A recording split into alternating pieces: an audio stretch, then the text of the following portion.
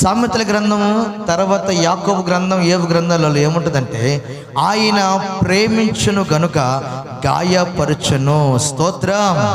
సామెత గ్రంథం 3వ అధ్యాయము 12వ వచనం చదవండి. సామెత గ్రంథం 3వ అధ్యాయము 12వ వచనం. తండ్రి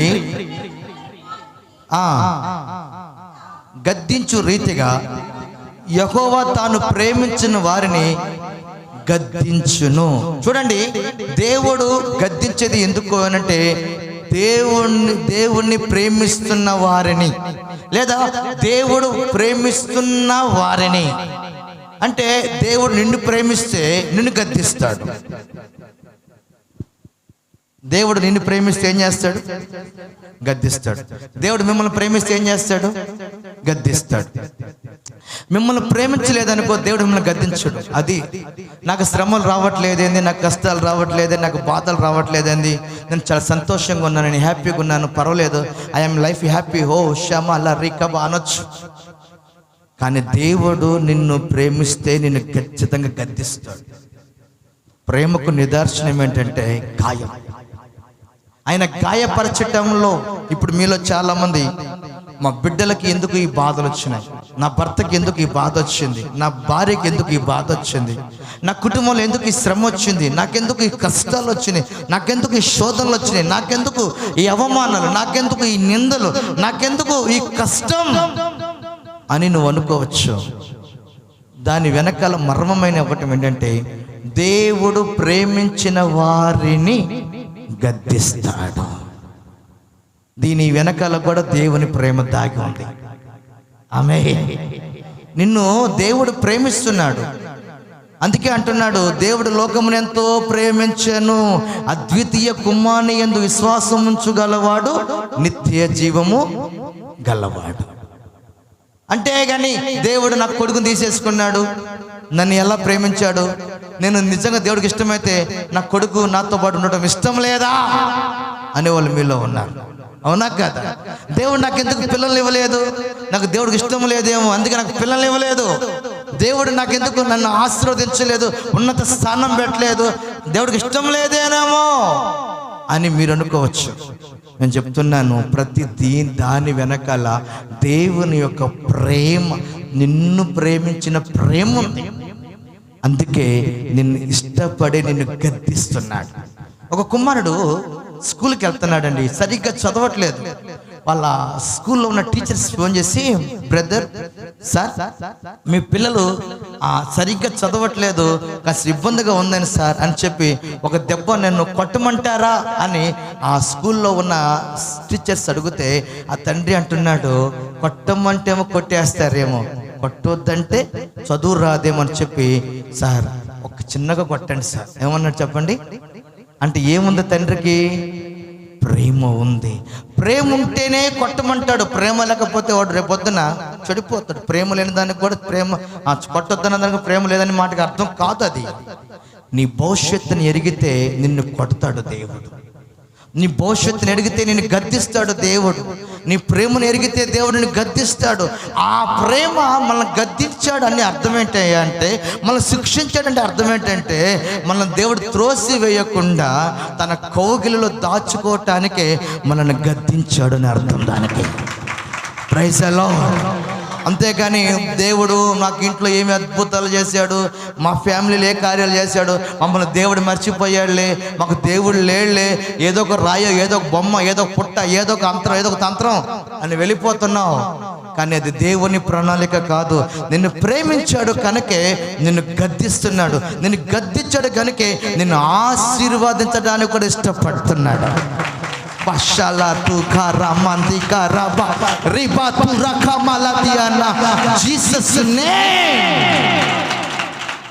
నేను ప్రేమ ఎలాగ ఉంది అని అంటే, అబ్రహామే మనకి ముంగుర్తు. అబ్రహాముకు దేవుడు ఆశీర్వాదాలు ఇచ్చాడు, కొడుకునిచ్చాడు. అబ్రహాము ప్రేమను పరీక్షించటానికో, లేదంటే మడతాయమ్మ పరీక్షించటానికో, లేదా సహాయం చేయటానికో, అద్భుతం చేయటానికో కొడుకుని తీసుకొచ్చి మొర్య పర్వతం లేదా ఒక పర్వతం మీద బలిగా అర్పించన్నాడు. నీవు నా మాట వినేవాడివా కాదా, నన్ను ప్రేమించేవాడివా కాదా, నా వైపు నుంచైనా ప్రేమ, నీ వైపు నుంచి కూడా నాకు ప్రేమ ఉందా అని దేవుడు పరిశోధించాడు. ఇప్పుడు దేవుడు మనం మనం మనం ఎప్పుడు కూడా దేవుడు ప్రేమ మనం పొందుకోమండి, మన ప్రేమ దేవుని పొందుకోవాలని ఆశపడతాడు. ఇందుకే రిటర్న్ లవ్ అంటే అవతల నుంచి కూడా నాకు ప్రేమ ఉందా లేదా, నా వైపు నుంచైనా వాళ్ళకి ప్రేమ, వాళ్ళ నుంచి కూడా నాకు ప్రేమ ఉందా లేదా. అప్పుడప్పుడు ప్రేమించుకున్న వాళ్ళు పరీక్షించుకుంటారు. నేను రాకపోతే తింటాడా, నేను వెళ్ళకపోతే మాట్లాడతా ఏందని రిటర్న్ లవ్. అట్లాగే దేవుడు కూడా రిటర్న్ ప్రేమ కలిగిన వాడే. అబ్రహామును అలాగా పరిశోధించను, అబ్రహామును అలాగా అడిగాడు. అప్పుడు అబ్రహాము దేవుని కంటే ఎక్కువ నాకు ప్రేమ కాదని చెప్పి తన సొంత కుమారుని, వాగ్దానం చేత కుమారుని బలిపీఠం మీద పెట్టినప్పుడు దేవుడు 2 నిమిషాల్లో మాట్లాడలేకపోయాడు. అక్కడ దేవుడు మాట్లాడలేదు, దేవదూతకి ఆజ్ఞాపించాడు. ఏమనంటాడు? ఓ అబ్రహామా అబ్రహామా అబ్రహామా అని ముమ్మారు, ఆ చిన్నవాణి మీద చెయ్యి వేయకము, నీ ఒక్కడే ఉన్న నీ కుమారుని నాకీయ విరుద్ధి లేదు గనుక ఇందు మూలముగా నువ్వు నాకు భయపడుచున్నవాడివని నాకు అర్థమవుతుంది. అప్పుడు ప్రభు అంటాడు, నువ్వు నన్ను ప్రేమిస్తున్నావురా, నేను నిన్ను ప్రేమించడమే కాదురా బాబు, నువ్వు నన్ను కూడా ప్రేమిస్తున్నావు, నాకు అర్థమవుతుందని చెప్పి ఇది మొదలుకొని నీ సంతానం వలన ఈ భూమి అంతా, వంశములంతా ఆశీర్వదించబడతాయి. కొట్టు గట్టిగా ప్రైజ్ ది లార్డ్. దేవుడు ఏ ప్రేమ నిలబెట్టుకుంటాడంటే ఆయన ప్రేమ కాదు ముఖ్యం, మనలో ఉన్న ప్రేమ ఆయన యందు ఎలా ఉంది. Praise the lord. నీకు అర్థమైందని చెప్పిన మాట, లోతైన విషయం చెప్తున్నాను. నువ్వు ఎంత ప్రేమ వ్యక్తివో, నువ్వు ఎలాంటి ప్రేమ గలవాడో దేవుడు కూడా కోరుకుంటున్నాడు. మీరు అనుకుంటారంటే దేవుడు నన్ను ప్రేమిస్తున్నాడు కదా, నేను ఏ చీకటి పనులను చేయొచ్చు, నేను ఎదవైన పనులు చేయొచ్చు, నేను ఏదైనా చేయొచ్చు అంటేనేమో ఒప్పుకోడు ఆయన. ఒకవేళ బంధువులు ఒప్పుకున్నా, రక్త సంబంధాలు ఒప్పుకున్నా, మా ఇంట్లో ఒప్పుకున్నా, దేవుడు మాత్రం ఒప్పుకోడు. దేవుణ్ణి అందుకే నన్ను ప్రేమించే వారిని ఆస్తికి కర్తలుగా చేయదును, వారి నిధులను నింపుదును. ఆయన ప్రేమిస్తున్నాడు మన మీద. జగతి పునాది వేగం పడకముందే ప్రతి ఒక్కరి మీద ఆయన ప్రేమ చూపుతూనే వచ్చాడు. కానీ రిటర్న్ ప్రేమను కూడా కోరుకుంటున్నాడు. నీవు నా కొరకు ఏమి చేయగలవో, నా కొరకు నువ్వు ఏమి ఎలా ఉండగలవో, నా కొరకు నువ్వు ఎలా నడిపించబడగలుగుతావో అని చూస్తున్నాడు. అందుకే అబ్రహామును ప్రేమించడానికి కారణం ఏంటంటే రిటర్న్ లవ్. అంటగా అవతలి వాళ్ళ నుంచి కూడా అబ్రహాముకి ప్రేమను దేవుడు పొందుకున్నాడు. దేవుడు మన ప్రేమను ఎక్కువ పొందుకుంటాడు. ఆయన పిచ్చోడు, నా దృష్టిలో దేవుడు పిచ్చోడు. మీరేమంటారు? మీరు పిచ్చోళ్ళు లేదో నాకు తెలియదు, కానీ మన దేవుడికి పిచ్చోడు. మన ప్రేమను చూసి సంతోషపడతాడు, గంతులేస్తాడు. ఆయన పరలోకంలో దేవతలకు చెప్పుకుంటాడు, భూమి మీద నా మీద నన్ను ప్రేమించేవాడు వీడిగో చూడు అని అంటాడు. ఆయన తట్టుకోలేడండి, ఒక నిమిషం తట్టుకోలేడు. యథార్థతగా నడుస్తున్నా, ప్రేమగా నడుస్తున్నా ఆయన తట్టుకోలేడు.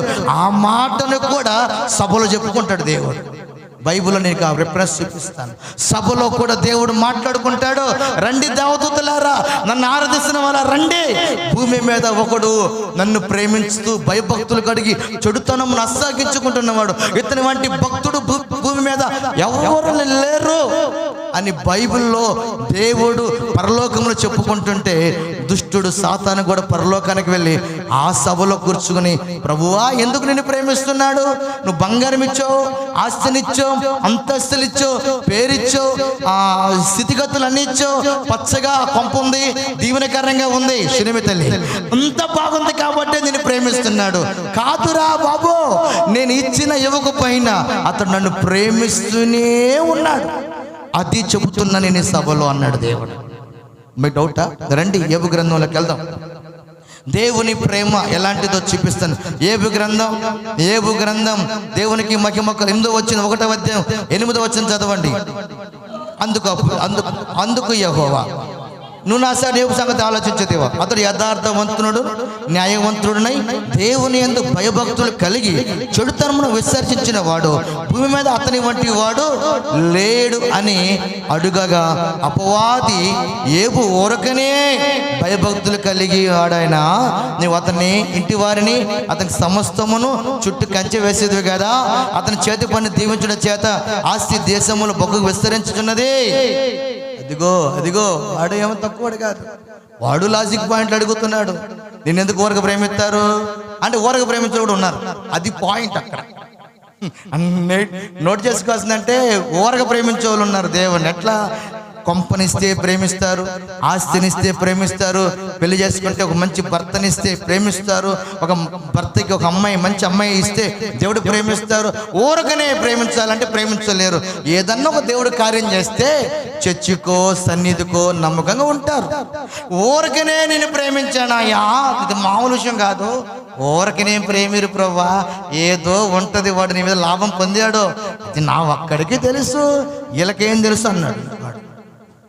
వాడింత లాజిక్ పాయింట్ వేసాడు చూడండి, లాజిక్ వేసాడు. ఏ ఊరక ఎందుకు ప్రేమిస్తారు? ఎదుటి వాళ్ళని ఊరకనే ప్రేమిస్తారా మీరు? ప్రేమించలేరు. దేవుణ్ణి కూడా ఊరకనే ప్రేమించారు మనం. అందుకే వాడు దాన్నే అడిగాడు, నువ్వు ఊరకనే వాడిని నువ్వు ప్రేమించల్లా, భార్యని, పిల్లల్ని, ఆస్తిని, అంతస్తుని అన్నీ ఇచ్చావు, అందుకే ప్రేమించు. ఒక్కసారి మొత్తం పీకి పారే, నేను ఎట్ట ప్రేమిస్తాడు నేను చూస్తా. అసలు నువ్వు సభలో చెప్పావు కదా, నన్ను ప్రేమిస్తున్నవాడు యథార్థవంతుడు, నీతిమంతుడు, భక్తుడు, భూమి మీద అటువంటి వాళ్ళు ఏడు అన్నావు కదా, మొత్తం ఒకసారి పీకే చూస్తాను నేను ఎట్ట ప్రేమిస్తాడు. నేను అడుగుతున్నాను, మొత్తం పీకేసిన కూడా ఏవు బూడిదల్లో కూర్చున్నాడు, కానీ దేవుడు నాకు అన్యాయము చేశానని చెప్పలేదు. మరకతురా మషకేలి కతున మధ్యారా, బూడిదలో కూర్చున్నాడు ఏబు, మొత్తం పోయింది. నాకు దేవుడు అన్యాయము చేశానని చెప్పలేదు. ఇంట్లో మనిషి చెప్పింది అన్యాయం చేశాడు నీకు దేవుడు. ఇంట్లో ఆడకూతురు చెప్పింది, ఏబు భార్య చెప్పింది, ఏమి దేవుడయ్యా, కూతురు ఎర్రగా ఉన్నారు వాళ్ళు పోయారు, కొడుకులు హైట్గా ఉన్నారు వాళ్ళు పోయారు, మేకలు ఎట్లు అన్ని పోయాయి, బంగారం కూడా పోయింది, వెండి కూడా పోయింది, ఈ రోజు నీకు గజ్జి పట్టి కురుపులతో ఒళ్ళు గీక్కుంటూ బుడిదలో కూర్చున్నావు, ఇంకా దేవుడా మమకారం ఇంకా పోదా సావదా, అన్నీ పోయినా దేవుడే అంటున్నావు. దేవుణ్ణి దూషించి మరణం కమ్మయ్యా అని సావు, నువ్వే సావరా బాబు అన్నది. ఒక మాట చెప్పాలంటే ఎలాంటి భార్యలుగా ఉంటారో చూడండి. ఇచ్చినప్పుడు దేవునికి స్తోత్రం, లేనప్పుడు దేవునికి స్తోత్రం అనేవాళ్ళు లేరు. ఏబు భార్యలో ఏబు సాక్ష్యం లేదు. ఏబుకున్న టెస్టమనీ, ఏబుకున్న నిశ్చయత, ఏబుకున్న ప్రేమ, ఏబుకున్న అభిషేకం, ఏబుకున్న దేవుని పట్ల రుచి తన భార్యకు లేదు. స్తోత్రం చెప్పండి గట్టిగా. చచ్చిపోదామా? చచ్చిపోదామండి అన్నారు. అది ఆ యొక్క అనుభవాలు దేవుడి కంటే ఎక్కువేంటి అని అనలేకపోయింది, దూషించి చచ్చిపోంది. మీకు ఆ మాట ఏబు గ్రంథం రండి, అక్కడే ఏబు గ్రంథం చదవండి. 21 వచనం. తల్లి గర్భములో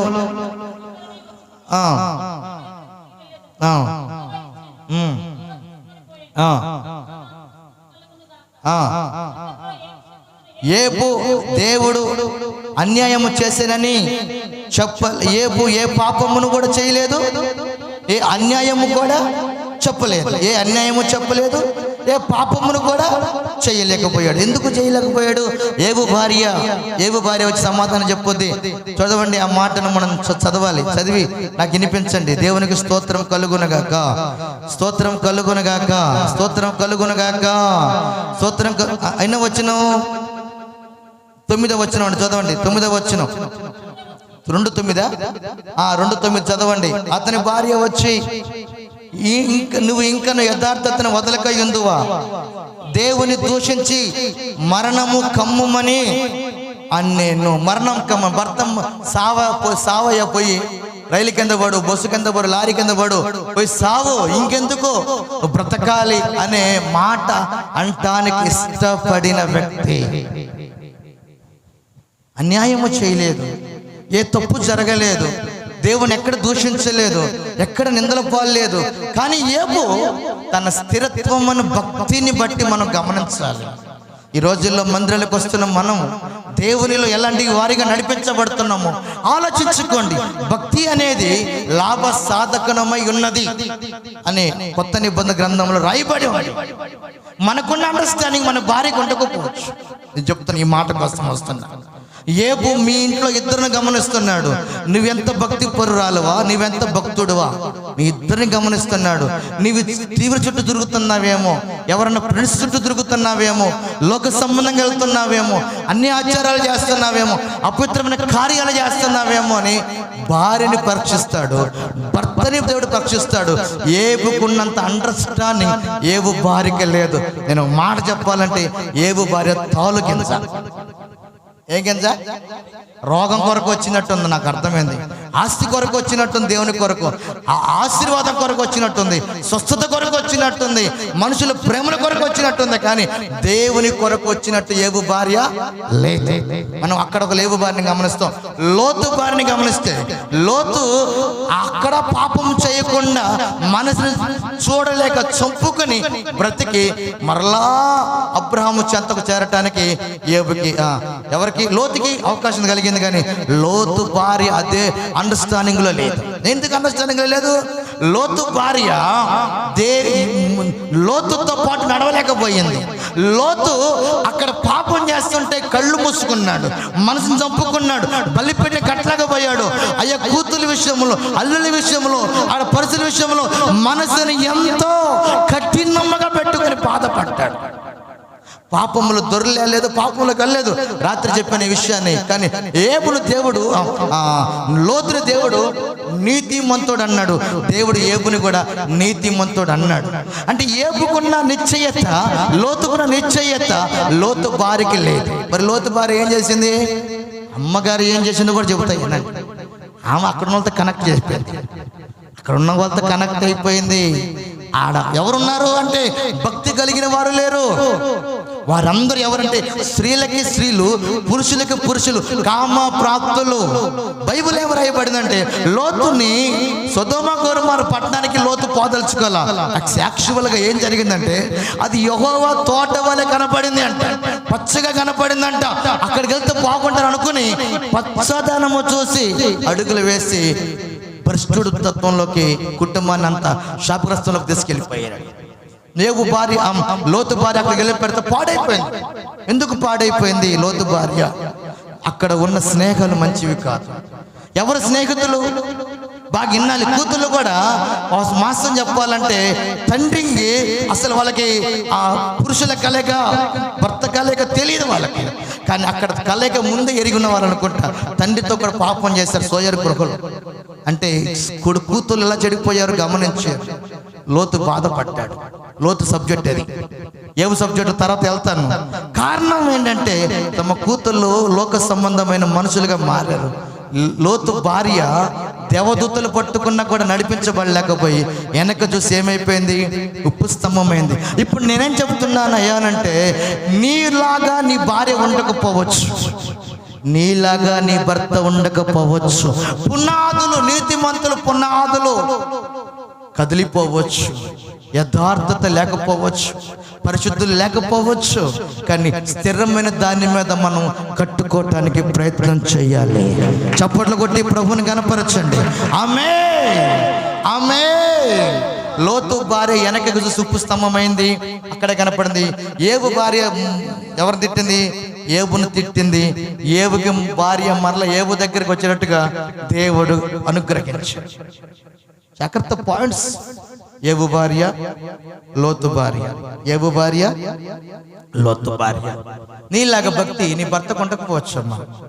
ఓ స్త్రీ, నీ భర్త రక్షించుకుందేవా? ఓ భర్త, నీ భార్యను రక్షించుకుందువా? మీరిద్దరు ఏక మనస్సుకులై దేవుని పాదాలు పట్టుకోవాలి. అందుకని దేవుని సన్నిధిలో నేను చెప్తున్నానంటే, గాయము దేవుడు ఎందుకు పరుస్తాడు అయ్యానంటే, ఏవుని దేవుడు ఎందుకు గాయపరిచాడు? ఏవు తన శైలిలో మాట్లాడతాడు. ఒక మాట నేను మీకు చూపిస్తాను. రండి, ఏబు గ్రంథం 34వ అధ్యాయం 6వ వచనం చదవండి. 34వ అధ్యాయం 6వ వచనం. త్వరగా ఏబు గ్రంథం 34 6వ వచనం. న్యాయవంతుడనే తిరుగు నేను న్యాయవంతుడే కానీ అబద్ధకుడిగా మార్చేశారు నన్ను. నేను తిరుగుబాటు చేయకపోయినాను, నాకు మాన జాలని గాయములు అదిగో. హలో, స్తోత్రం చెప్పండి కొంచెం గట్టిగా. హల్లెలూయా. ఏవుకి ఏం కలిగినాయి అంట? గాయాలు. ఇప్పుడు గాయాలు వాక్యం వచ్చిందా? యెహోవా నన్ను ఆయన గాయపరచును, ఆయన చేతులే స్వస్థపరచు. దేవుడు ఎందుకు గాయపరిచాడు ఏబుని అని అంటే, ఏబుతో ఉన్న వాళ్ళు ఎలాంటి వాళ్ళు ఏబుకి రుజువుపరచడమే కాదు, ఏబుని ఆశీర్వదించటానికే గాయం. ఎలా ఆశీర్వదించాడు ఏబుకి ఎవరైతే వెళ్ళిపోయారో, అర్థమైందా? స్నేహితులు వెళ్ళిపోయారు. నిజం చెప్తున్నాను, ఈ భార్య వెళ్ళిపోయింది. చిల్ల పెంకులో కూర్చున్నాడు ఏబు. చదవండి ఏబు గ్రంథం. చిల్ల పెంకులు ఎక్కడ కూర్చున్నాడు? 2వ అధ్యాయం 7వ వచనం చదవండి. కాబట్టి అపవాది సన్నిధి నుండి బయలుదేరి అరికాలు మొదలుకొని నడినెత్తు వరకు పాతగల కురుపులతో ఏబును మొత్తెను. అతడు ఒళ్ళు కోక్కునుటకై చిల్ల పెంకు తీసుకుని బూడిదలో కూర్చుండగా, చాలు భార్య తర సంగతి మ్యాటర్ ఇక్కడ. ఏబు చిల్ల పెంకు తీసుకుని ఎక్కడ కూర్చున్నాడు? హరిబాబు ఎక్కడ కూర్చున్నాడు? బూడిదలో ఎక్కడ వేస్తారు చెప్పనా? పందులు తినటానికి వేస్తారు. పట్లలో బూడిద, రోడ్డు చివర, రోగాల స్థలము, పేస్తల స్థలము, మరుగు స్థలము, పనికిరాని స్థలములో ఏబు దిక్కులేని వాడై ఉన్నాడు. దిక్కులేని వాడికి ఎవరు? దేవుడు దిక్కే. ఏబుని దిక్కులేని వాడిగా అందుకన్నాడు, నేను న్యాయవంతుడు, న్యాయంగా ఎవరికి అన్యాయం చేయలేదే, నేను అబద్ధకుని కాదే, అబద్ధకుని కూడా అయిపోయానే, నాకేంటి మానని గాయాలు ప్రభువా అని ఏబు తన విశ్వాసపు స్థిరత్వంలో దేవుడితో మాట్లాడుకున్న అనుభవాన్ని మనం చూపిస్తున్నాను. దేవుడు ఎందుకు ఏబుని గాయపరిచాడు అని అంటే, అతన్ని మార్పు కలగట్టాలి. అంటే ఒక మాట చెప్పాలంటే, ఏబుని మొదటి దానికంటే కూడా 2వసారి 7 ఆశీర్వదించను. చప్పట్లు కొట్టి గట్టిగా దేవునికి స్తోత్రం. ఏబు గ్రంథం 42వ అధ్యాయం. ఒక్క నిమిషం. 42:12 వచ్చింది చదవండి. యెహోవా ఏబుని మొదట ఆశీర్వదించిన కానికంటే అధికంగా అధికముగా ఎట్లా ఉంది? అధికముగా చేయగలవు యేసయ్యా, నాకు చాలిన దేవుడవు నీవేనయ్యా.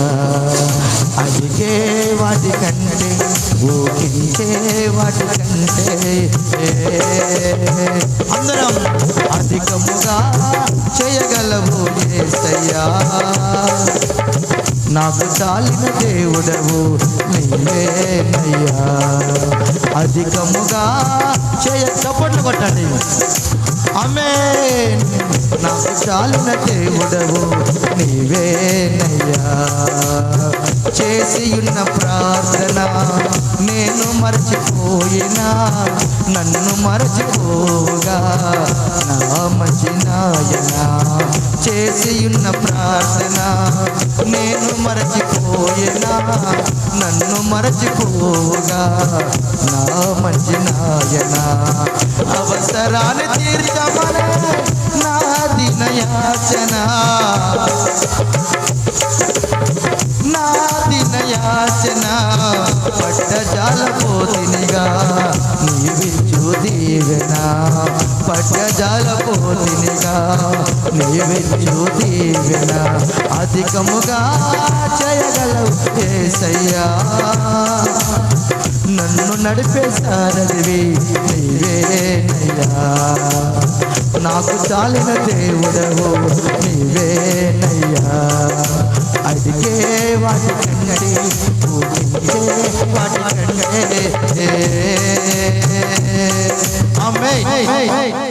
రెండంతల దీవెన. సెకండ్ ఆశీర్వాదం ఎలా ఊరుకుంటది అంటే, రెండంతల దీవెన. 3 స్నేహితులు వచ్చారు, గాయపరిచారు. భార్య వచ్చింది, గాయపరిచింది. పరిస్థితులు గాయపరిచింది, లోకం గాయపరిచింది, రోగం గాయపరిచింది. శపితం అన్నాడు, పిండంగా పుట్టకుండా పిండమే పడిపోయి ఉంటే బాగుండు, బొచ్చుడు మాటలు చెప్పాడు ఏబు. కానీ ఏబు స్థిరత్వాన్ని దుష్టుడు ఏమి కూడా. నేనంటాను, విశ్వాసి నువ్వైతే నీ స్థిరత్వాన్ని దుష్టుడు నీ స్తంభాన్ని, నీ యొక్క భక్తి జీవితాన్ని కదలనీయకుండా చూసుకోవాలి. దుష్టుడు ఏమి చేయలేడు. నువ్వు భక్తి జీవితంలో పునాది వేయబడ్డావు, దేవుడు నిలబడ్డావు అంటే, ఎన్ని సముద్రాలు నీ మీద ఏకమై వచ్చినా, అపాయము చుట్టుముట్టిన, కీడు నీ మీద చుట్టుముట్టి ఉన్న, పరిస్థితులు చుట్టుముట్టిన, ఏ అపాయం ఏ పరిస్థితి నిన్ను కదలనివ్వదు. కదల ఆమేన్. మనం కదలని పోని విశ్వాసులుగా మారాలి. అందుకే ఆశీర్వాదం ఎప్పుడు వస్తుంది అయ్యానంటే, ఒకటి యెహోవా యందు భయభక్తులు కలిగి ఉన్నాడు, చెడుతనమును అసహించుకున్నాడు, దేవుని కొరకు నిలబడ్డాడు, అందుకు వచ్చింది ఆశీర్వాదం. ఆమేన్. ఆశీర్వాదం రావడానికి నువ్వు ఎలా ఉండాలి? ఆశీర్వాదం లేకుండా ఎందుకు ఉంటుంది నీ స్థితిలో అని అంటే, నిలబడాలి. చెప్పండి, ఏం చేయాలి? నిలబడాలి. భార్య లాంటి వాళ్ళు బంధువులు వస్తారు. భార్య అంటే చేసుకుంది కాబట్టి అరిసేసి వెళ్ళింది. బంధువులైతే భార్య కంటే పవర్ఫుల్ క్యాండిడేట్. వాళ్ళు అంటారు, ఏం చర్చికి పోతున్నావురా, ఏం భక్తి చేస్తున్నావు, అంతా పోయిందిరా అంటారు. ఏం భక్తి చేస్తున్నావురా, కొడుకులు పోగొట్టుకున్నావురా, కొడుకులు పోగొట్టుకున్నారు, ఇంకేమిరా నీకు కావాలంటే, ఏవు కూడా ఒక మాట అంటాడు, యెహోవా నన్ను చంపినాను, నేను ఆయన కొరకే కనిపెట్టుకొని ఉన్నాను, నాతో మాట్లాడేవాడే నన్ను చంపాలి అని మనుషులకు అతను ఓటేయకుండా దేవునికి ఓటేసాడు. Praise the Lord. ఏవులో మనకేం కనపడుతుంది చెప్పండి? ఆశీర్వాదం. అందరూ నేర్చుకోండి. ఏంటి చెప్పండి? నేను మీకు మంచి విషయాలు చెప్తున్నాను, మీకు ఏదో సువార్త ప్రకటించట్లేదు. ఆశీర్వాదం. రెండో ఆశీర్వాదం, మారు మనసుకు వస్తే గాయం. రెండో గాయాలు దేనికై? రెండో గాయాలు దేనికి? ఇది చాలా కొంచెం లోతుగా ఉంటుంది. ఇది జస్ట్ టచ్ చేసి వెళ్ళిపోయింది, కానీ ఇది కొంచెం మనం కోసిద్ది కూడా. రెండో ఆశీర్వాదం దేనికయ్యానంటే, ఆ రెండో గాయం దేనికయ్యానంటే, మనలను మారు మనసు కలగ చేయడానికి వస్తుంది.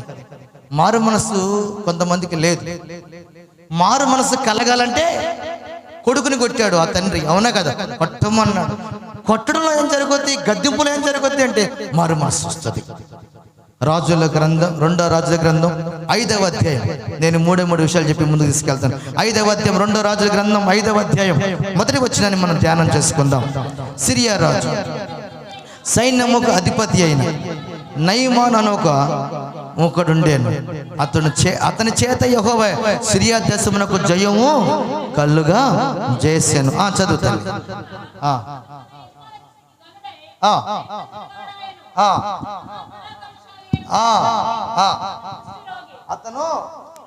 అతను ఏం చేశాడమ్మా?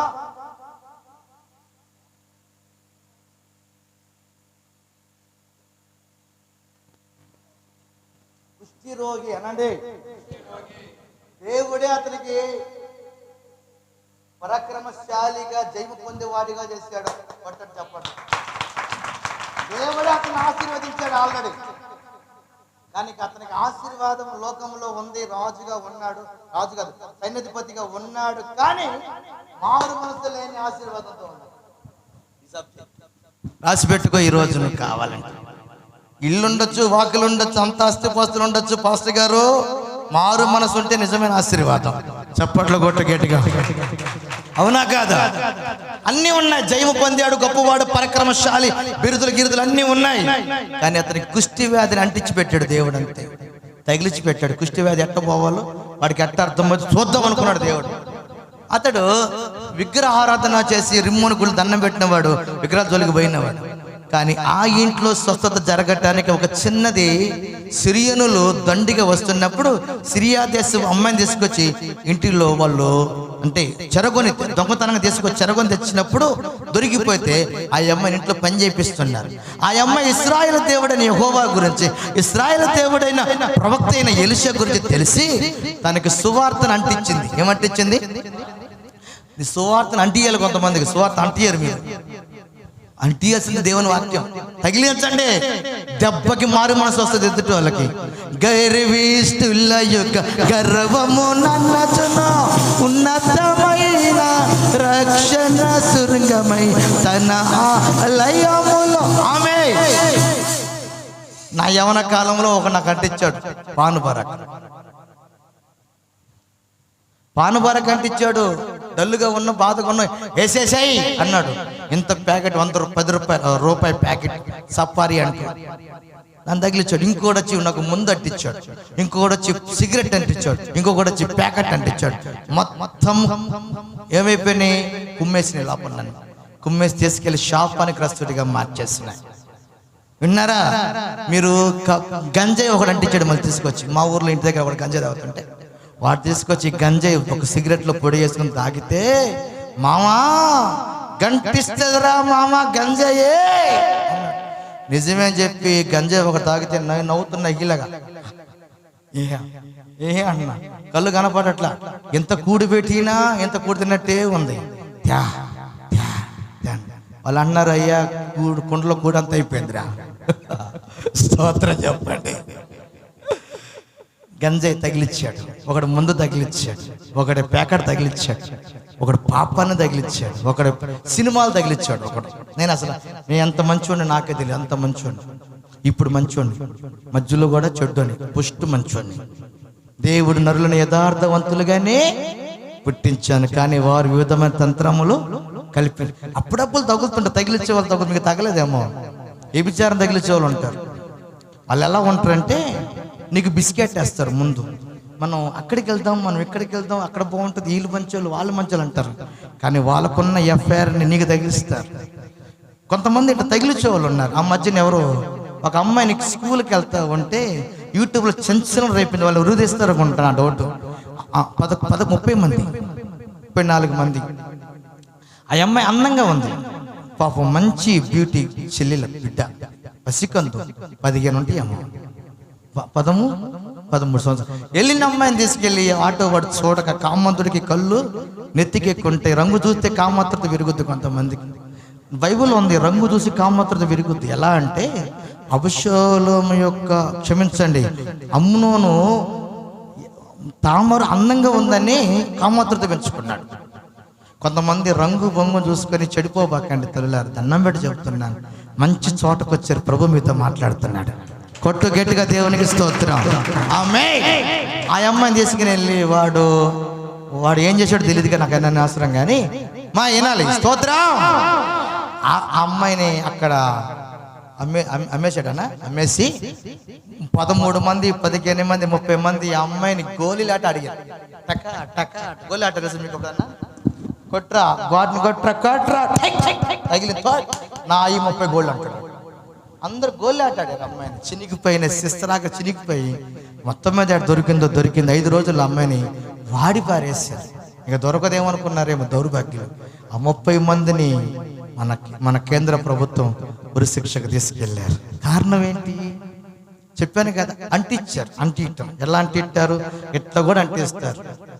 దేవుని బిడ్డలు అందరూ పరిశుద్ధులు కాదు, అందరూ పాపానికి బేసం కలిగిన వాళ్ళు ఉంటారు. వాళ్ళతో తిరిగారనుకో ఏడ్స్ కూడా వచ్చింది. తర్వాత అమ్మో అన్న, అయ్యో అన్న, బొర్రో అన్న, బర్రె అన్న, గెర్రాన శర్రాన ఏముండదు. నీ రోగమే నీకు శత్రువు అయింది. అవునా? జాగ్రత్త. అంటించే వాళ్ళు ఉన్నారు. ఈ మధ్య సింగరేకొండలు అంటిస్తున్నారు చాలా మంది. పచ్చిగా చెబుతున్నా, మీరు వెళ్ళబాకని చెప్తున్నా. సింగరేకొండ హైవే దగ్గర ఉంటారు కొంతమంది. ఈ మంట అంటించడానికి వచ్చారు. కొంతమంది పిలుస్తారు, డబ్బులు పెట్టి పిలుస్తారు. వాళ్ళు వేరు. కొత్తగా స్టైల్గా అర్ధరాత్రి 2 గంటలకు 1 గంట తిరుగుతుంటారు. మళ్ళీ పూలు ఇంత వరకు పెట్టుకొని మంచి కలర్ వేసుకొని. మీకు తెలియనే ఉందిలే, మీకు చెబితే మారుతారని చెబుతున్నా. ఎలాంటి వాళ్ళు ఉంటారు, మీరు జాగ్రత్త స్వామి. మీలాంటి వాళ్ళని పట్టుకునేది వాళ్ళు, మలాంటి వాళ్ళని పట్టుకోండి. స్తోత్రం చెప్పండి గట్టిగా. రోడ్ల మీద తిరిగితే అంటుంది. ఇక అన్నంతే, అబ్బా పిల్ల అమ్మాయి ఎర్రగా ఉందనుకుంటావు. ఇంకంతే, వాళ్ళు తగిలిచ్చిపోయారంటే నీ బొత్తుకంతా అంతే. ఏమంటే ఎట్టుంటో చెప్పనా, ఎయిడ్స్ హాస్పిటల్ చుట్టూ తిరుగుతావు. ఏ హాస్పిటల్ అక్క? ఎవరెవరో ఎదురవుతుంటారు, ప్రాణానికి నా ప్రాణము అంటారు. వద్దులే, సబ్జెక్ట్లోకి పోదాం. అట్లా అంటిస్తారు. అది ఒక అంటీటు. ఏమంటించింది అనంటే వాక్యాన్ని అంటించింది. వాక్యం అంటించిన లాగుతారా? అని చెప్పి భాషలతో మోగిపోయి వాళ్ళ భర్తకి రాగానే చెవులో ఊసేయాలి. ఆడవాళ్ళకి చెప్పుందే కడుపున నిద్ర రాదు. మంచిగా చెబుతాడు, చెడు చెప్తాడు. మంచి చెప్పి తన్నించుకునే వాళ్ళు ఉంటారు, చెడు చెప్పి వెళ్ళిపోయిన వాళ్ళు ఉంటారు. Praise the Lord. ఆగబట్టలేరు. మీకు వందనాలు, స్తోత్రాలు. ఏంటండి మంచి విషయాలు చెప్తున్నాను. తగిలిచ్చేస్తే ఏం జరిగింది? ఆ మాట చెప్పగానే ఆయన కూడా ఆశే కదా, స్వస్థత జరుగుతుంటే ఆశే కదా, అద్భుతం జరుగుతుంటే ఆశే కదా అని చెప్పి ఏం చేశాడంటే లేఖ రాసేసాడు.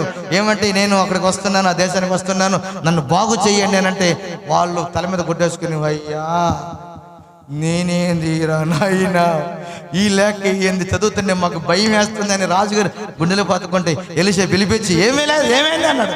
ఒకడెవడు రోగం అంటయ్యా మన దేశానికి వస్తాడంట, వాడు స్వస్థత పొందాలంట, పర్మిషన్తో వస్తాడు. సైన్యాధిపతి అంటయ్యా, ఈయన యెహోవానా, నేను దేవున్నా వాడిని బాగు చేయటానికంటే అప్పుడు ఎలీషా అంటాడు, దేవుడు ఇక్కడ ఉన్నాడు కాబట్టి ఇక్కడికి కాగితం వచ్చింది, ప్రైజ్ ది లార్డ్, రాని ప్రార్థన చేద్దాం అని రాజుకు ధైర్యం చెప్పాడు దైవజనుడు. స్తోత్రం, హల్లెలూయా.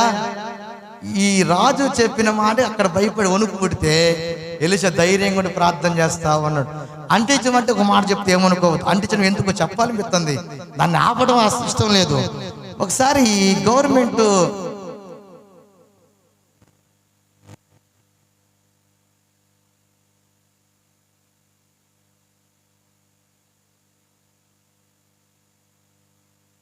నాకు తెలియదు సంబంధం, స్తోత్రం, ఆమేన్.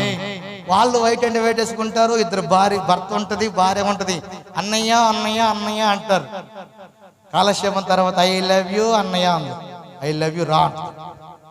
ఇక ఇంట్లో భార్యని విడిచిపెట్టి, పెళ్లి వేసుకుందాన్ని విడిచిపెట్టి ఈ అమ్మాయికి హలో హలో అంటుంటాడు. ఎక్కడ జరిగింది ఇది? హాస్పిటల్లో జరుగుద్ది. వరస ఉండదు, వాయి ఉండదు, హాస్పిటల్ అంటించేవాళ్ళు ఉంటారు. అంటే వీళ్ళందరూ ఎవరో మీకు చెప్పాలి, అర్థమైంది. బేల్దారి పనులు అంటించేవాళ్ళు ఉంటారు, హాస్పిటల్ అంటించేవాళ్ళు ఉంటారు.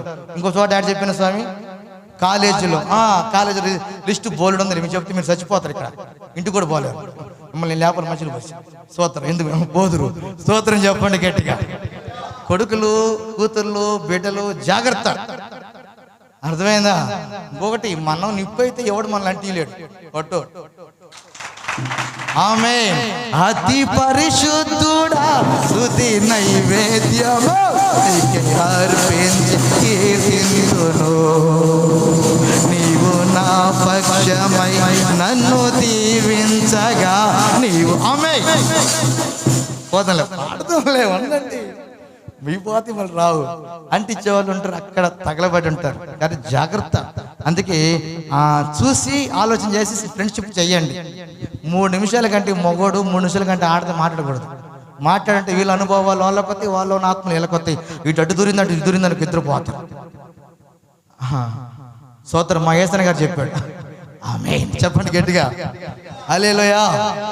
మా యేసన్న గారు చెప్పాడు, మా ఆత్మ తండ్రి పెద్దోళ్ళు భక్సింగ్ గారు, యేసన్న గారు వాళ్ళు చెప్పారు ఏమంటే, ఆయన ఎవరో కొత్తగా సువార్తకు పోతా ఉన్నాడంట. వాళ్ళు ఎవరో, నువ్వు మా ఇంట్లో మీ అన్నం ఉంటే 50 సంవత్సరాల అమ్మాయి ఏం పనిరా, మీ ఆవిడ కానుకపోతే అవును పంపిరా అని అంటే అది ఏం చేసింది, అమ్మా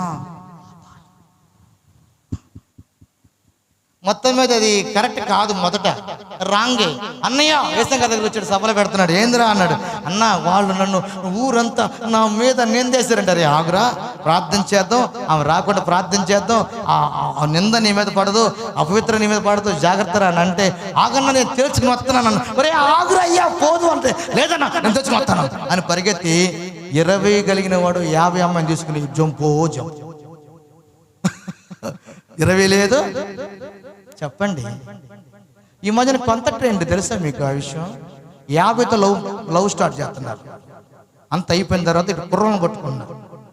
దుర్మార్గులు చెప్పకూడదు, బోల్డ్ మంది చూశాను, నా కళ్ళతో బోల్డ్ మంది చూశాను. అందుకే 20 50తో కూడా జాగ్రత్త చెప్పండి. 20తో జాగ్రత్తగా ఉండండి. 20 50 మంచోళ్ళు కాదు, 50 అయితే పిలిపించి లోక సంబంధం వ్యవహారాలు కూడా చెప్పిస్తారు. కాబట్టి 20 డేంజరే, 50 కూడా డేంజరే. అది తగిలిచ్చే వాళ్ళు ఉంటారు. కాబట్టి ఇప్పుడు మనం ఎక్కడ బట్ సబ్జెక్ట్ మనం ఎక్కడ ఉన్నాం చెప్పాలి, నయమాను దగ్గర ఉన్నాం. ఆమేన్. నయమాను ఎక్కడున్నాడు? ఆ ప్రాంతానికి శంభరంలోకి వెళ్ళిపోయాడు. ఎలీషా గారి మందిరం దగ్గర వాకిట దగ్గరికి వెళ్ళిపోయి నన్ను స్వస్థపరచవా అని అడిగితే అన్నాడు, నువ్వు స్వస్థపరచబడాలంటే 7 సార్లు యోర్దాను నదిలో 7 సార్లు మునిగి రా అన్నాడు. సిలువలో ఎన్ని మాటలు చెప్పాడు యేసయ్యా? ద్రవవృక్ష బల్లలో ఎన్ని దీపాలు ఉంటాయి?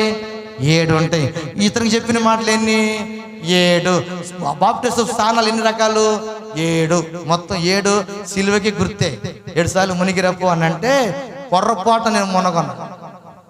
వినాలి, మంచి సబ్జెక్ట్ ఇది. నేను ఎందుకు మునగవయా స్వామి? స్వస్థత కోసం వచ్చావు కదా, దేశాలు దాటి వచ్చావు కదంటే నేను మునగను అన్నాడు. ఎందుకు మునగను అంటే చదవండి రాజు గ్రంథం, బైబిల్ తీయండి. దేవునికి మహిమ కలుగునుగాక. 9-10 వచ్చును. నీవు యోర్దాను నదికి పోయి 5-7 7 మార్లు స్నానము చేయము, మరలా బాగే శుద్ధుడు బాగుదు అని అతనితో చెప్పుటకు ఒక దూతను పంపాను. అందుకు నయమాను కోపము తెచ్చుకుని తిరిగిపోయి ఎట్లనను అతడు నా యొద్దకు వచ్చి నిలిచి తన దేవుడిని యెహోవా నామమున కుష్ఠరోగమును మాన్పునని నేను అనుకుంటేనే స్తోత్రం చెయ్యి పెట్టి ఉన్నత స్థలముల మీద ఆడించి కుష్ఠరోగం బూమ్ జీమ్ డీ డిష్ అని అంటాడని అనుకున్నాడు. కాబట్టి బాగా ఈ మాట హల్లెలూయా. చెడుచులు ఆడచడానికి గెలగల గెలగల గెలగల అన్ని దాంట్లో రాయేసి పడతారు చూసావా. ఇది మాంత్రిక విద్య కాదు బాబా, నువ్వు చూసిన అన్ని ఆచారాలు కాదు బాబా. కుంకుమ ఇంక మల్లెపూలు జల్లి పసుపు రాసి అంటానికి ఇది సర్వశక్తిని దేవుని శక్తి. ఆమేన్. దేవుడు షో చేసేవాడు కాదు, నీవు మార్పు కోసమే తనలో ఉన్నది బయట పెట్టాడు. ఏమిటి అంటే కష్టము వచ్చినప్పుడే ప్రార్థన, ఇష్టం వచ్చినప్పుడే ప్రార్థన, కష్టం వచ్చినప్పుడే ప్రార్థన, ఇష్టం వచ్చినప్పుడే ప్రార్థన. అవే వాటిని టైం కుదరదు కానీ చెప్తున్నాను. నీ నానాల భక్తి కాదు అన్నా, నాకు ఈరోజు ప్రార్థనలు గడిపేది దేవుడు నాకు అది చెయ్యాలి నీవు అనుకుంటావు. ఆయన అంటాడు, అరే అయ్యి కాదురా, ముందు నువ్వే నాకు కావాలి. ఎవరు కావాలి? సజీవ యాగముగా మన శరీరము సమర్పించే ఆ సంపూర్ణ చేతి శుద్ధాత్మను. ఆమేన్. ఏం కావాలి? ఏం కావాలి? నువ్వు కావాలి. నీ డబ్బు, నీ ఉంగరాలు, తర్వాత అతను ఒలివ ద్రాక్ష తోటలు బంగారమును, నాన్న వస్త్రములు, అన్న వస్త్రములు ఎన్నో తీసుకుని పోయాడు. ఇవన్నీ పక్కన పెట్టి మడత పెట్టి పక్కన పెట్టుకొని మర్యాదగా యోర్దాను నదిలో మునిగి రాబంటే కోపము తెచ్చుకుని రవంతుడి తిరిగి పాండి అని చెప్పి వెనక రథము తిప్పినాడు. ఎవడి కోపం ఎవడిని బాగు చేసేది స్వామి? ఈ రోజుల్లో సేవకుడి మీద కోపం, సంఘం మీద కోపం, విశ్వాసుల మీద కోపం, రకరకాల దేవుని మీద కూడా కోపపడేవాళ్ళు ఎంతమంది లేరు? ఏం పాస్తా వాక్యం చెప్పేది? ఏం చెప్పాడు అసలు వాక్యం అనేది? నేను బాగా గద్దించాను అనుకో, నేను ప్రేమగా నాన్న, డాడీ, చెల్లి, బిడ్డ అనుకో, అది వాక్యం. స్తోత్రం చెప్పండి. ఎవరికన్నా నేటిలు వేసుకో వాక్యండి అన్నాను అనుకో, అది వాక్యమేనా? అసలు అది వాక్యం అనేది అంటారు. అదే నమ్మ, నువ్వు నైటీలు వేసుకున్నా, మీద గుడ్డ వేసుకోపోయినా, పైట వేసుకోపోయినా, నువ్వు శుద్ధితో చాలా అక్కడ చాలా అందంగా ఉంటాడు, అది వాక్యం. స్తోత్రాలు చెప్పండి తండ్రులారా. జీన్స్ ప్యాంట్లు వేసుకుని, చినికి పైన వేసుకుని ఒళ్ళు కనపడతావంటే, అరే బాబు ఈ డ్రెస్సులు మానుకొని లూజ్ ప్యాంట్లు, లూజ్ ఒక్కలు వేసుకున్నా అంటే అసలు వాక్యమేనా అంటే వాడు ఇట్ట కట్టింగ్లు కట్టించుకున్నాడు. సినిమా పేరు ఎందుకు నాయన చెప్పండి? డాడీ అమ్మ నాన్న కోసం అని సినిమా స్టైల్ ఉంది కదా, జూనియర్ ఎన్టీ రామారావు పెట్టినట్టుగా స్టైల్. ఇదంతా తీసి ఈ బొచ్చంత కనపడతా, బొచ్చంటే లోపల తెల్లటి కూడా చూసే శరీరం అది కనపడతా, ఇంటికి ముందుకు లక్కుని పోతా ఉంటే అది ఆనందం. అరే నీ కటింగ్ ఏంద్ర, నీ ముఖం మీద అవతారం అనుకో, ఇది వాక్యమేనా అసలు? గద్దిస్తే వాక్యం కాదు, ప్రేమిస్తే వాక్యం అంటారు. దేవుడు ఎలా మెచ్చుకుంటాడు. ఇప్పుడు ఈయనకి నచ్చట్లా, ఎందుకని? యోర్దాను నదిలో మునిగి రమ్మంటాం, ఆయనకి నచ్చలా. ఆయన ఏమనాలి? డిష్ డిష్ పోయింది పో అనాలి, దాన్ని ఏదో చెయ్యాలి అతన్ని. కానీ ఆయన కోరుకుంది ఆ భక్తి కాదు, నీవే ఒక భక్తుడిగా మారాలి. స్తోత్రం, హల్లెలూయా. అయ్య కటింగ్లు ఉన్నా, డాడీ కటింగ్లు ఉన్నా, మమ్మీ కటింగ్లు ఉన్నా, యేసు ప్రభుకి తీసి దిబ్బలేస్తాడు. యేసయ్య కృప నీ మీదకి రావాలి. కొట్టు గట్టిగా దేవునికి స్తోత్రం. నేను లెగ్గింగ్లు వేస్తాను, నేను లూజ్ ప్యాంట్లు వేసుకోను, నేను అలా ఉంటాను, నేను ఇలా ఉంటానంటే నీ వలకారు, నీ వయ్యారు, నీ కొంపలు. నా దేవుడి దగ్గర పనికిరాదు నీ వయ్యారు, నీ ఇష్టాలు. చెప్పాను, బాధపడతారు. బాధపడితే స్తోత్రం, బాధపడకపోతే హల్లెలూయా. నీకోసం నేను ఎందుకు మార్చుకోవాలి? మార్చుకోను, నా బడి ఇంకే. స్తోత్రం చెప్పండి. మనం ఎందుకు ఆయన దగ్గర కటింగ్లు అవసరము? ఆయన ఏం కోరుకున్నాడు? నిన్ను కోరాడు, నువ్వు మారాలి. నువ్వు మారాలి, మార్పు చెందాలి. అందుకే ఆయనలో ఉన్నది ఏంటంటే కోపం. నరుని కోపము దేవుని నీతిని యాకోబు పత్రికలో చెప్పాడు. తమ్ముడు వినాలి, నరుని కోపం దేవునికి నీతిని నెరవేర్చదు. కొంతమంది భర్త మీద భార్య మీద కోపం, అయితానా స్తోత్రం చెప్పండి. నీకు లాగా వంటే వాళ్ళు తెచ్చుకోలేనా? అమ్మది తెచ్చుకోరా అడది. స్తోత్రం చెప్పండి. భర్త మీద భార్య కోపం, భార్య మీద భర్త కోపం. కొంతమంది అన్నం తినకుండా అది మూతంత నల్లగా పెట్టుకుని ఆ బజార్కి వెళ్ళి, ఈ బజార్కి వెళ్ళి, ఆ పొక్కుడికి వెళ్ళి, ఈ పొక్కుడికి వెళ్ళి, ఆ బిర్యానీకి వెళ్ళి ఇది చూస్తా. ఎవడు కోపం ఇది? స్తోత్రం చెప్పండి. ఎవరు కొంతమంది రోడ్డు మీద కోపం అంటే ఇంట్లో కోపం తట్టుకోలేక బజార్లో పోయి నీళ్ళు చూస్తుంటారు. ఆ కూర, ఈ బోవా, ఈ చికెన్ తినా. ఎవడు నష్టం? శుభ్రంగా మంచి భోజనంతో ఇంట్లో కూర ఇస్తుంటుంది ఆమె. చప్పట్లు కొట్టి గట్టిగా దేవునికి స్తోత్రం. ఆమె భర్త కోపాలు. అందుకే పురుషులారా, మీరు కోపమును మాని పరిశుద్ధమైన చేతులెత్తి యెహోవా నామమున ప్రార్థన చేయుడే. కోపము స్త్రీకి ఎక్కువ, పురుషుడికి ఎక్కువ. ముందు చెప్పాలి, నేను మగోన్ని. స్తోత్ర. మనకి కళ్ళల్లో నోటండి కోపం ఉంటుందండి, వాళ్ళకి గుండెల్లో ఉండదు కోపం. అవసరం వచ్చినప్పుడు నీకు కథ చెప్తారు, అంత తొందర పడరు. హల్లెలూయా చెప్పండి సంతోషముగా. ఈయన కోపము, ఈయన కొంపని ముంచి ఏం చేసింది? బండి రథం తిప్పు అన్నాడు, తిప్పినాడు. వెనక్కి పోతుంటే తోలేడు అన్నాడు, అయ్యా ఒక్క నిమిషం ఆగండి సార్ అన్నాడు. ఏమిట్రా నీ బాధ అన్నాడు. అయ్యా మీరు ఆయన ఏదైనా చేయమంటే చేస్తాడు, మీరు ఆయన మిమ్మల్ని ఇది చేయమంటే చేస్తారు కదా, మీరు ఏదైనా చేయగలుగుతారు కదా. అవును చేస్తాను. ఆయన మిమ్మల్ని ఏమి చేయమనలేదు సార్, ఫ్యాన్ ఇవ్వలేదు సార్, మిర్చిని పెట్టమలేదు సార్, లడ్లు ఇవ్వలేదు సార్, భోజనం పెట్టమని చెప్పలేదు సార్. ఏం చేయమన్నాడు? సార్ మీరు నదిలో 7 సార్లు మునగమని చెప్పాడు సార్. పట్టండి, 7 సార్లు మునిగితే నీ దరిద్రం, నీ శాపం, నీ పరిస్థితి, నీ పాపం కడిగి వేయబడి దేవుడి బిడ్డగా మారతావని ఆశపడ్డాడేమో. స్నానము చేయమన్నాడని అక్కడ తగిలిచ్చాడు మన్నాడు. దీన మనసు గల వారికే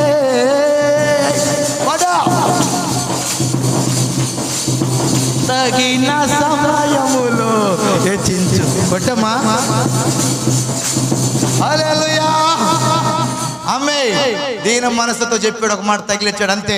దేవుని బిడ్డ తిప్పుర రథం అన్నాడు. ముందుకు పోయిన వెనక్కి పోయినాడు, మళ్ళీ ఏం చేశాడు? ముందుకు పోయినాడు, వెనక్కి వచ్చాడు, మళ్ళీ ముందుకే పోతాడు. ఇది కరెక్ట్ కాదని చెప్పి పోయి తండ్రి కుమార పరిశుద్ధాత్మ ఏమో నాకు తెలియదు కానీ అక్కడ 1 2 3 4 5 6 7 మునిగే లోపల పసిపిల్ల దేహ మొత్తానికి వచ్చిన. Praise the lord. ప్రార్థనలో సాగిపోదువా, ప్రార్థనలో జీవించుదువా, ప్రార్థనలో సాగిపోదువా. ఆమేన్. ప్రార్థనే మన ఆయుధం, ప్రార్థనే మన జీవము. ఆమేన్. పసిపిల్ల దేహం వచ్చేసింది. చూసుకున్నాడు,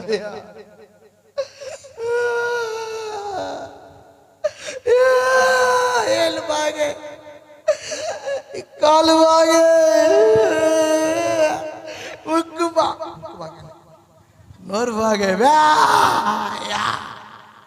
సర్వోన్నతుడా నీవే నాకు ఆశ్రయ దుర్గము, ఎవరు లేరు నాకు ఇళ్ళలో, ఎవరు లేరు నాకు.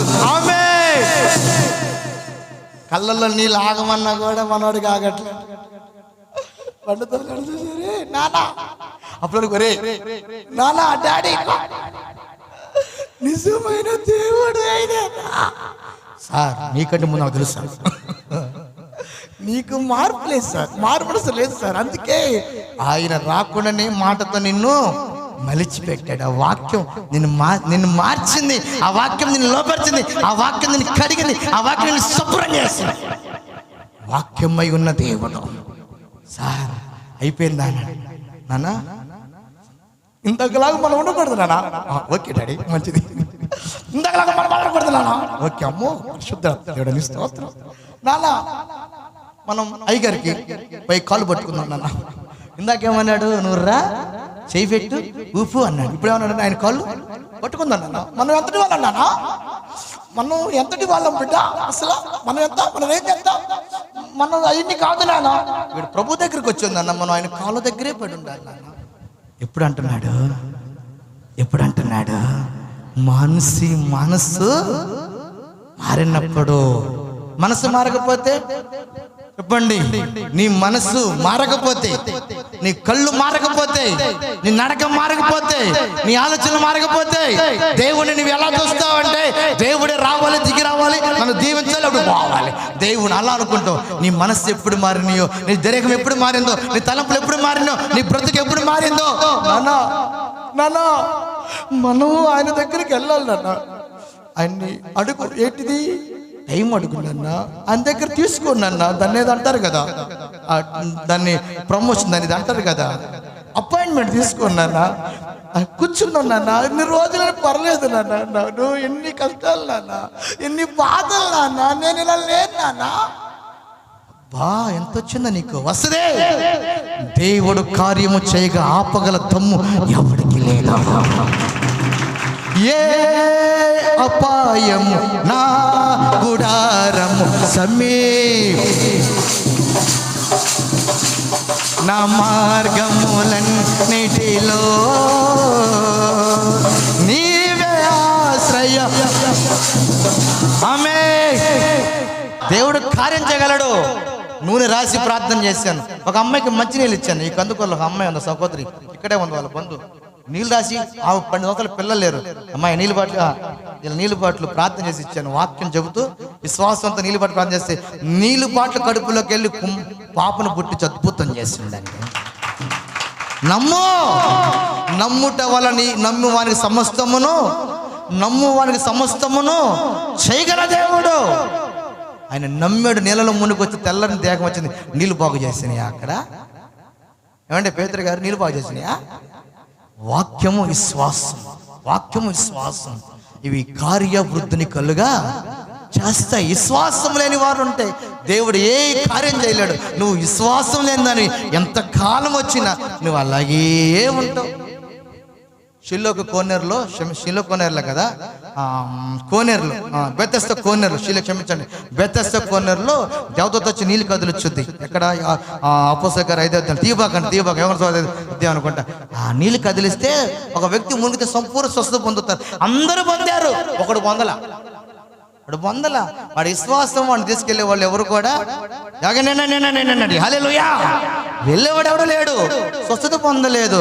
అప్పుడు యేసు ప్రభువే ఆ యెరూషలేమునకు వచ్చి బెతెస్దా కొన దిగి స్వస్థపడగోరుచున్నావా అని అంటే, స్వస్థపడగోరుచున్నాను కానీ నన్ను మోసుకొని పోవడం తీసుకెళ్ళేవాడు ఎవడునో లేడు.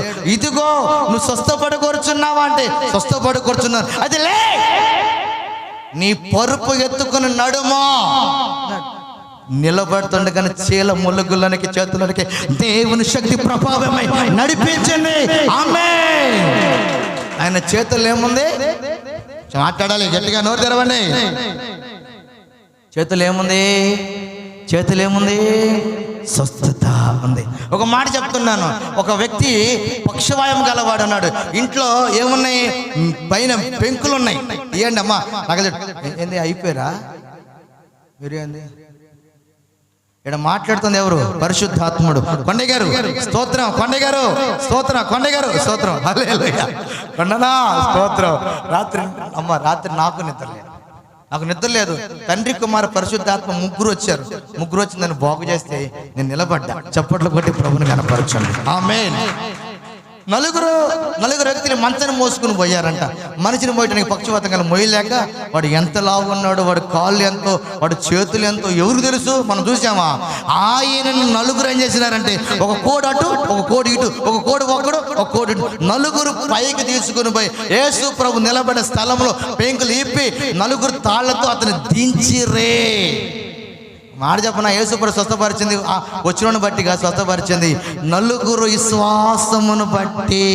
ఓ పక్షవాత గలవాడా లేచి నడుము, నీ పాపములు క్షమించబడి ఉన్నవి అన్నాడు. కొట్టని గట్టిగా దేవునికి స్తోత్రం.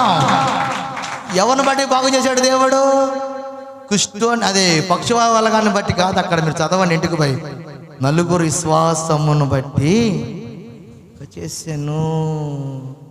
ఇప్పుడు నీ విశ్వాసం ఎక్కడా? నీ విశ్వాసం ఎక్కడా? అవునా కదా? నలుగురు మోసేవాళ్ళు విశ్వాసం, నలుగురు దించేవారి విశ్వాసం, ఆత్మ సంబంధం విశ్వాసం, కార్యాలు చేయటానికి మొదలు విశ్వాస సహితమైన ప్రార్థన. యాకోబు 5:14 ఆ రోగిని బాగు చేయను.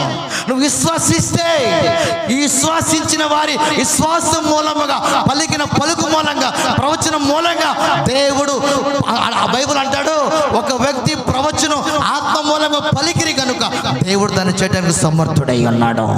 కొట్టండి కొట్టండి కొట్టండి కొట్టండి. హల్లెలూయా.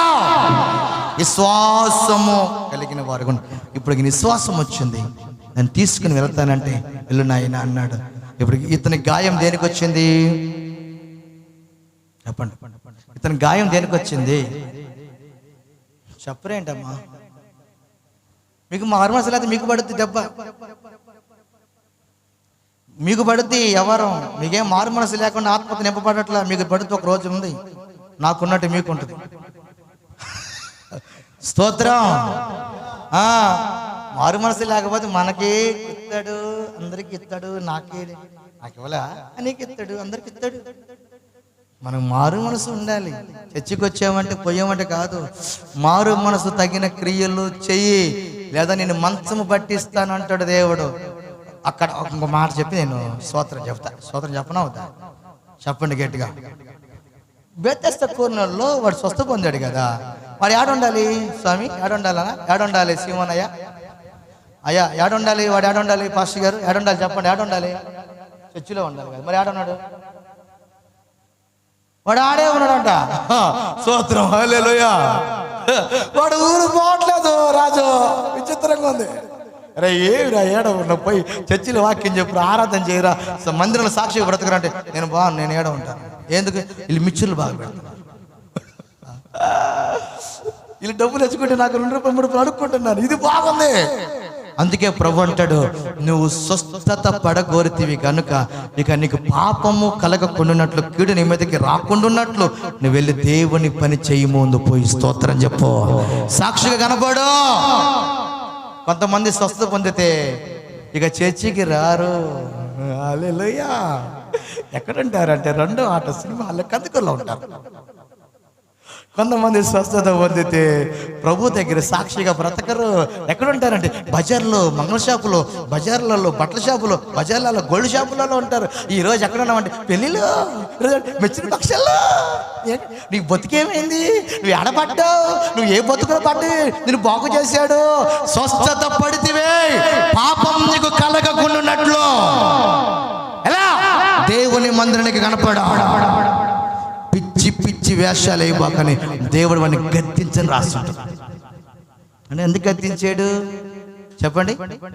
చెప్పాలి ఎందుకు గద్దించాడు?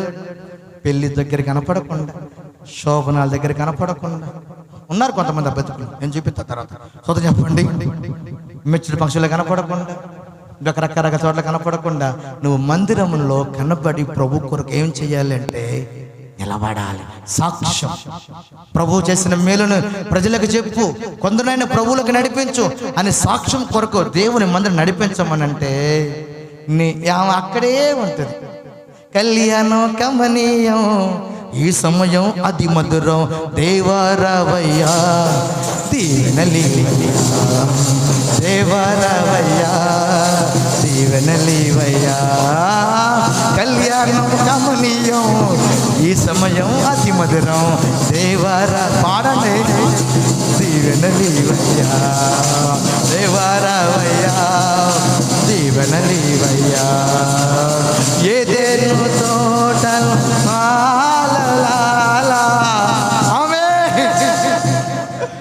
పెళ్ళికి పోవద్దని చెప్పట్లేదు, లేదంటే మెచ్చుడు ఫంక్షన్లు పోవద్దని చెప్పట్లేదు. అక్క పోలే, మందిరాన్ని విడిచిపెట్టి, మందిర కార్యక్రమం విడిచిపెట్టి నువ్వు తిరగటము కరెక్టు అదో. నువ్వు ఎక్కడ పడితివో, ఎక్కడ లేస్తావో, ఎక్కడ బాగుపడితివో ఆ మందిరం యొక్క పనుల మీద, ఆ మందిరం యొక్క సేవలో, ఆ మందిరంలో ఆరాధనలో, ఆ మందిరం పాటల్లో, ఆ మందిరం పరిస్థితులలో నువ్వు పడు. అదేంటంటే ఆదివారం రాగానే అన్నయ్య ఈరోజు వాళ్ళది ఏంటిది